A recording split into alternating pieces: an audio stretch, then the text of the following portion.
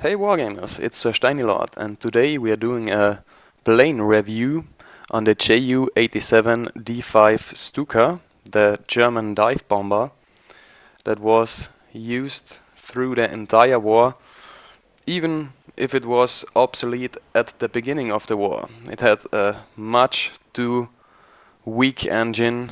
It was quite absolutely not powerful, so you can't outrun enemy fighters.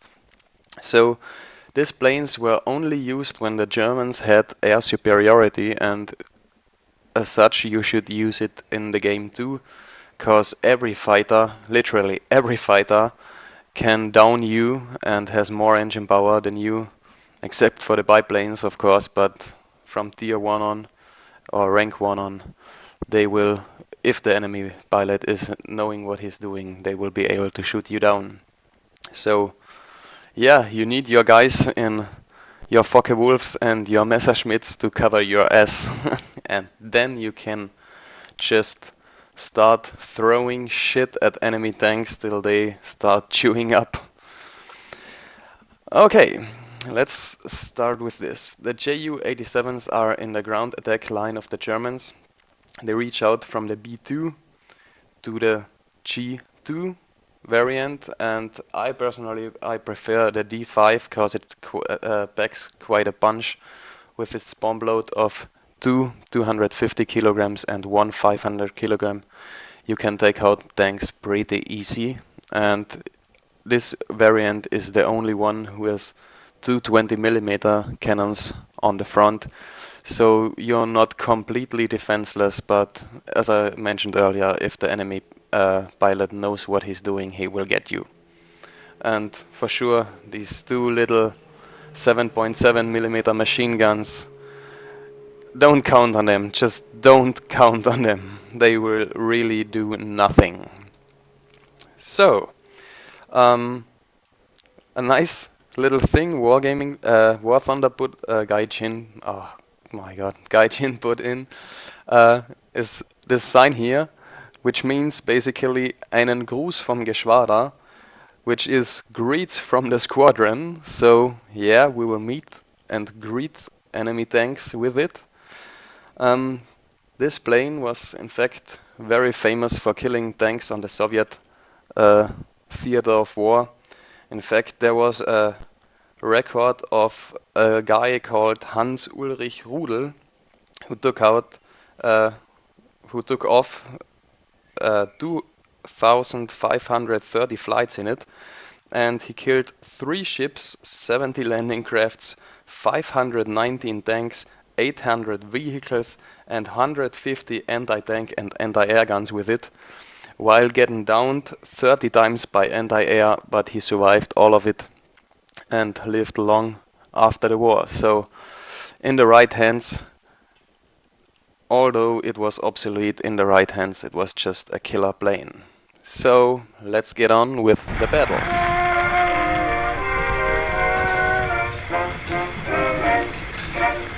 Some call this the best old world that nature could contrive.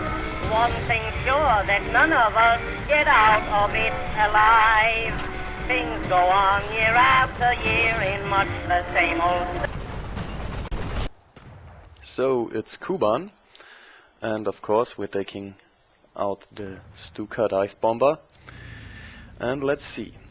The thing about the Stuka is you can't really decide a battle with it, but you can help your guys very much, and we got fighter cover, which is great. At least one BF-109 and some BF-110s. And the thing about destroying tanks is you will most likely have to hit enemy players, cause the AI bots are not worth your bombs and not worth any credits in this plane. Just remember, you've got 2 drops, and if you waste them on AI, you won't help your team very much. So take a look at the battlefield and see, you can always see the routes the enemies are taking, and the routes never change. So people tend to get outside to flank around, so you just watch the streets outside and at the moment you see the AI bots as dots on the ground, you can start spotting for dots with no red sign on it, and that's enemy players. And here we have one at the right, so we're gonna swoop in for him. You see him cross the battlefield.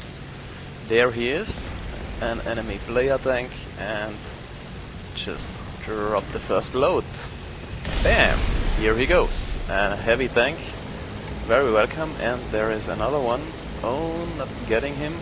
Just don't hurry in this case. Just fly around. Take your time. Just get a little bit away from him, and then turn into him again, so you can drop your bombs effectively, because you already know where he is. He's highlighted on the map, so no big deal. This one is dead as well, and he's got friends with him, so bam! Another heavy tank and a medium tank taken out. My job is finished, because this one is just, I knocked 2 players completely out of the ground combat, and one has only 1 life left. So my job is already done, and I'm trying to get home safely. And as we can see, the BF-109 gets chased down by a Yak 3 fighter. Maybe if he turns around we can put some shots into him, but I have a little bit damaged wing, so my turn capabilities are quite low. Pressing on, trying to get a little bit closer. If he mentions me, he could go head on and I could strafe the Yak a little bit to help him out. But yeah, he's going away. Not good, because if he's going down, the Yak 3 will literally rip me apart. And he's gone down, so the Yak 3 will go for me. Let's see if he's dumb enough to go in a head-on with me, because I've much more firepower. Nope, he isn't done enough. He's knowing what he's doing. Just go vertical, as Stuka can't follow you up there, because the climb rate of this thing is just shit. But I'll try to suck him into the scissors, my pretty much last chance. So he's at my right, so I turn a little bit right. Now he comes in from the left, as you can see on the radar. So I turn left too and try to force him to overshoot. So here he's coming in. Now he's at my right, so I turn right. And he goes up to my left, so I turn left again, and I'm so slow that he should be overshooting, and that's what he does now, and I get a little chance of self-defense, and I was hitting him, but nothing critical. He won't fall for that trick again, I fear. And you see, the lack of engine power makes it completely impossible to me to follow him and shoot him down. I would have get this guy when I would be in a fighter plane, but now I'm just dead meat. And as you can see on our airfield, there are no anti-air guns, so I couldn't shake him off like this. But I'm trying to suck him into the scissors again. Of course, now he knows the trick. He knows what he's doing now. He holds on for it and comes right at me, hits my radar, and yeah, that was the first mission in the Stuka.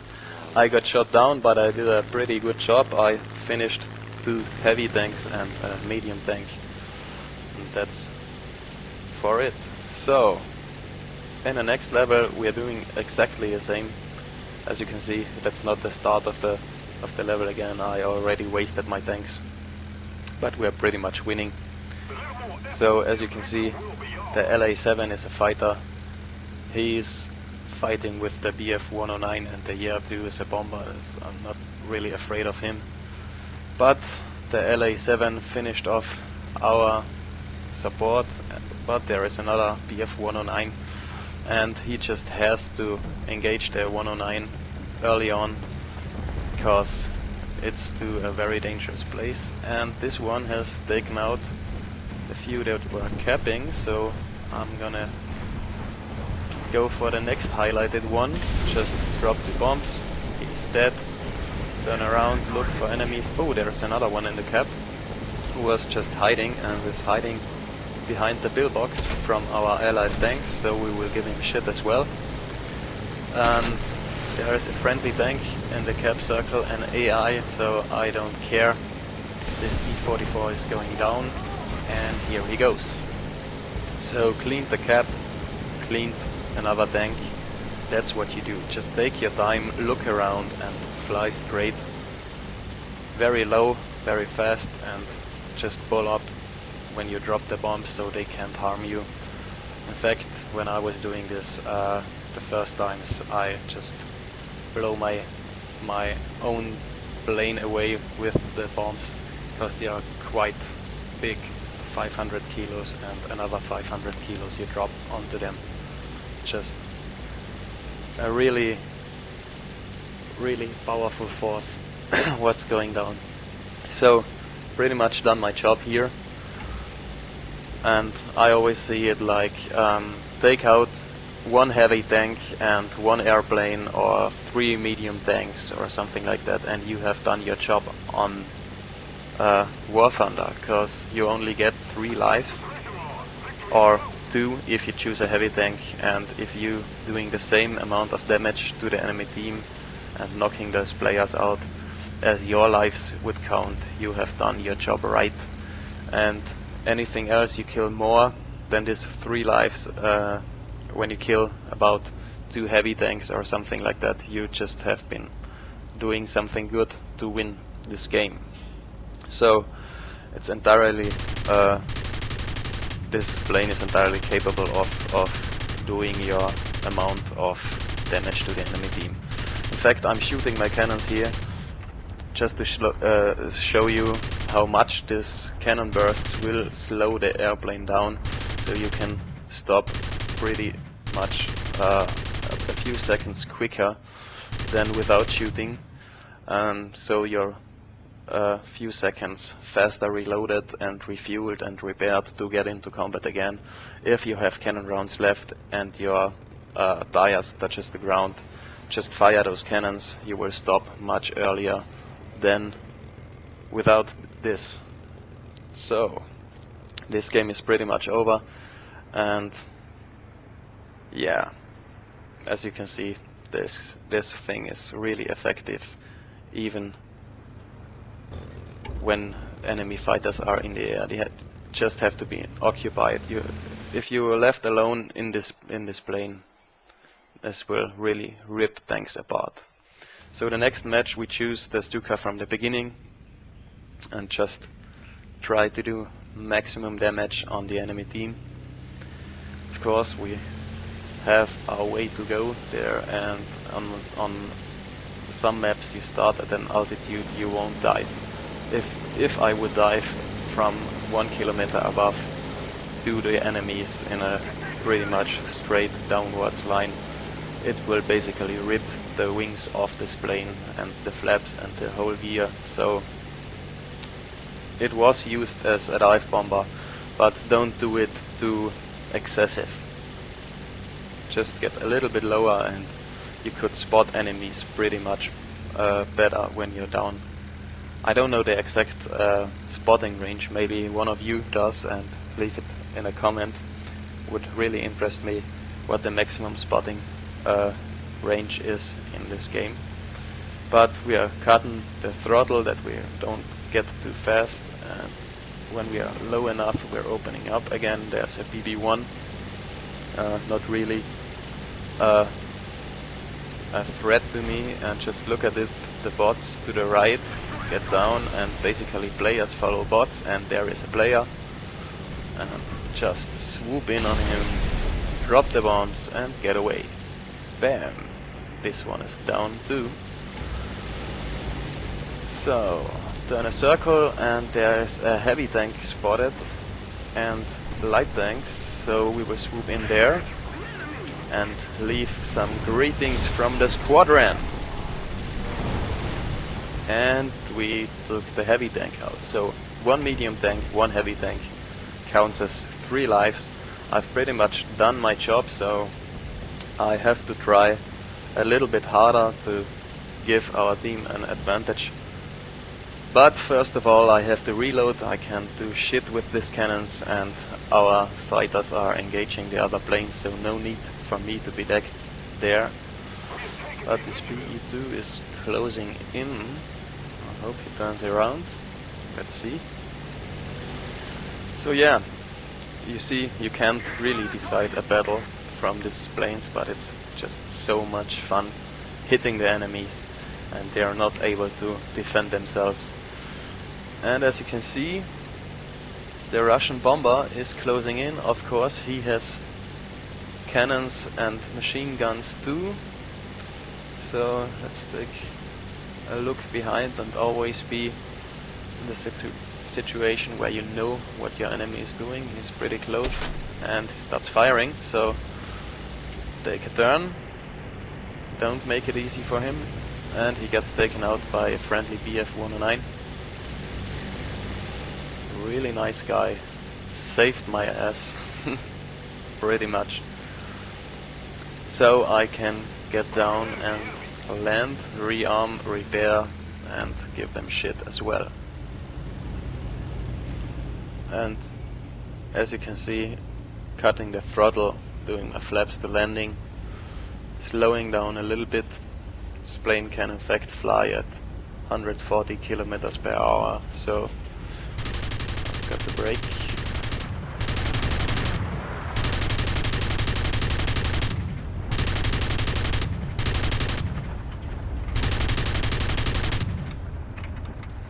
And what I mentioned, what I noticed, so that was the right word I was looking for.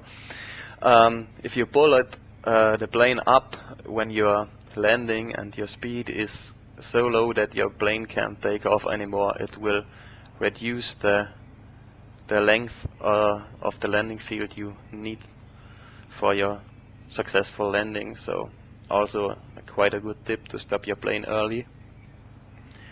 So just waiting a few seconds to go off again, and our team is pretty much, we are in lead by now, but our team has quite lost our B point, so we will be in trouble soon.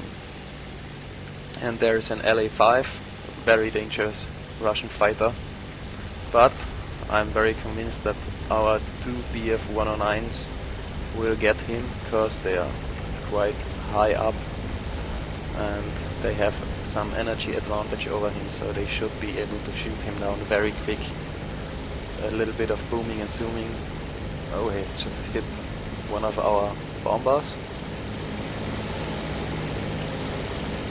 So up we go. We also need a little bit of height, but if you're getting too high, it's just, you're basically given the enemy anti-air guns the opportunity to shoot at you at all times, so as high as you are, and it reaches about up to 4 or 5 kilometers, they can open up on you. So flying low avoids a little bit of anti-air fire. Of course, when there is an anti-air in the enemy team, it's pretty easy to shoot you down, but I've not seen anything like that. You can easily see anti-air by the different amount of tracers they use. When you see anti-air, the tracers are pretty much white, yellow, and if a player anti-air is shooting, you can see it white, yellow, orange. So every second shot is orange, then you know, oh, there's a player flag, and you can just take him out with your cannons. Pretty easy. Just sneak in on him when he's occupied shooting at some other targets. Well, the situation has changed. There are 2 enemy fighters and an enemy bomber fighting 1 fighter of ours, so I need to get there really quick. Oh no, there's misjudged the situation. Haven't seen the second one. Okay, a second fighter is there, so we can do our routine of... Oh, this guy likes me pretty much. So I have to evade, but I see the LA5 is after the BF-109, so my opportunity critted him hard. Maybe saved the life of this BF-109, I don't know if he would be shot down. But yeah, we've done some assists, pretty nice, and there is a tank lit up, so we're the first ones engaging him. He does shoot a little bit. And there's the greetings! Bam! Hit him pretty hard, took out another medium tank. And circle around again. As you can see, the engine is pretty weak. I need to put a wartime emergency power on to keep him in the air. And just look at the map and where your team is positioned, so you can already know, or at least suggest where the enemy team is. Just don't search in the back of your team, search in the front of your team for enemy targets, for tanks. And maybe this B-25 is coming around, maybe we can get some shots into him as well. Yep, fuck the lead up pretty much, so nothing there for me, and looking out for more ground targets. And there is one. Hello buddy, how you like my presents? Yeah, we swoop in, drop the bomb, get out of there, and fuck yeah.